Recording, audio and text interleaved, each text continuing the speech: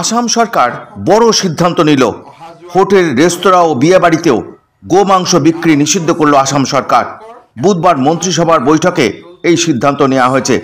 এই সিদ্ধান্ত অমান্য করলে কড়া শাস্তির মুখে পড়তে হবে। আপোনালোকে জানে যে যোৱা কিছুদিনৰ পৰা আমাৰ কংগ্ৰেছ দলৰ সভাপতি ভূপেন বৰা, দলৰ নেতা ৰকিবুল হুছেইন ডাঙৰীয়াই গো মাংসৰ ওপৰত তেওঁলোকে অস্বস্তি প্ৰকাশ কৰিছে বিভিন্ন স্থানত, আৰু যেন তেওঁলোকেও গো মাংসৰ প্ৰচলন নিবিচাৰে তেনেকুৱা এটা ধাৰণা এটা ৰাইজৰ সন্মুখত তেখেতসকলে দিছে। ভূপেন বৰা ডাঙৰীয়া আৰু ৰকিবুল হুছেইন ডাঙৰীয়াৰ যিখিনি ষ্টেটমেণ্ট আজি আমাৰ কেবিনেটত তাক পুংখানুপুংখভাৱে আমি বিশ্লেষণ কৰোঁ, আৰু আমি দেখা পাওঁ যে আমাৰ যিখন গো মাংস নিবাৰণী আমি আইন কৰিছিলোঁ সেই আইনখন যথেষ্ট শক্তিশালী, কিন্তু তাত এটা প্ৰভিজন নাছিলে যে কমিউনিটি ফেষ্টিভেলত যে গো মাংস আমি খাব পাৰোঁ নে নাই, আৰু হোটেল ৰেষ্টুৰেণ্টত আমি গো মাংস খাব পাৰোঁ নে নাই। আজি আমাৰ কেবিনেটত এটা সিদ্ধান্ত হ'ল যে অসমৰ কোনো হোটেল আৰু ৰেষ্টুৰেণ্টত গো মাংস পৰিৱেশন কৰা নহ'ব।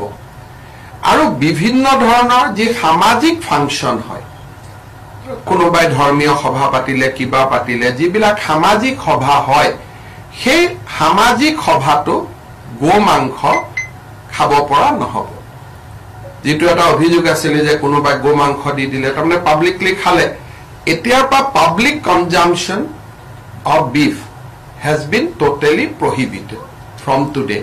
So in no restaurant, in no hotels and in no public places beef can be served.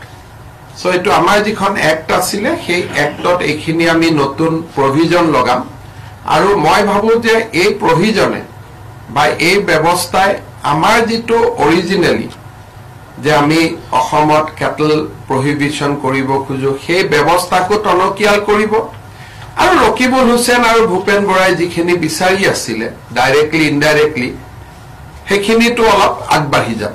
গতিকে আমি আশা কৰিম যে এই ব্যৱস্থাত কংগ্ৰেছ দলে আমাক সমৰ্থন কৰিব, তাক আমি আশা কৰিছো। বা তেওঁলোকে সমৰ্থন কৰক নকৰক, দেট ইজ দেয়াৰ পলিটিকেল সিদ্ধান্ত, but today our cabinet has decided to prohibit consumption of beef in public places including hotel and restaurant. যিকোনো এৰিয়াত আগতে আছিল মন্দিৰৰ 5 কিলোমিটাৰ, এতিয়া সেইটো আমি গোটে অসমলৈকে এক্সটেন্ড কৰি দিলো যে কোনো জায়গাতে এটো খাব নোৱাৰিব ইন পাব্লিক প্লেস, হোটেল আৰু ৰেষ্টুৰেণ্ট। এইখিনি আজি আমি প্ৰহিবিট কৰাৰ কাৰণে সিদ্ধান্ত গ্ৰহণ কৰিলো।